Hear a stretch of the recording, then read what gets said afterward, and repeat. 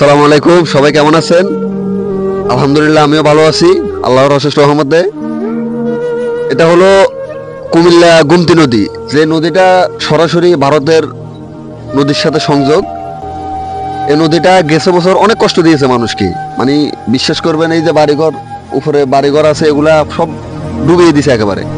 এই যে এখন আবার ইন্ডিয়ান পানি ছেড়ে দিছে, এগুলো সব ইন্ডিয়ান পানি, এগুলো বাংলাদেশের পানি না। দেখুন সব লাল পানি, এই যে দেখুন এগুলো সব ইন্ডিয়ান পানি। তো আমরা সরকারের কাছে আবেদন জানাবো যে পানি রোধের যে কোনো একটা কিছু করার জন্য, কারণ এবছর ইন্ডিয়া আমাদের প্রতি আরো জুলুম বেশি করবে, এটা শিওর। যেন পানি রোধের যে কোনো একটা ব্যবস্থা করার জন্য। আর দেখুন যে স্পিরিটের স্রোত এবং পানি আসতেছে, এভাবে যদি পানি আসতে থাকে একসময় গেছে বছরের সাথে বেশি হয়ে যাবে।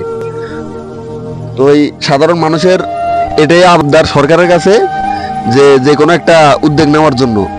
কারণ মানুষ গেছে বছর অনেক কষ্ট করছে, অনেক মানুষ মারা গেছে। এবছরও যদি একই অবস্থা হয়, তো আমাদের বাংলাদেশ ডিজিটাল হয়েছে, স্মার্ট হয়েছে, এখনো মানুষকে বাঁচানোর জন্য যে পদক্ষেপ নেওয়া দরকার এগুলো নিতে পারে নাই। তো আমরা সরকারের কাছে আবেদন জানাবো পানি রোধের যে কোনো একটা কিছু ব্যবস্থা করার।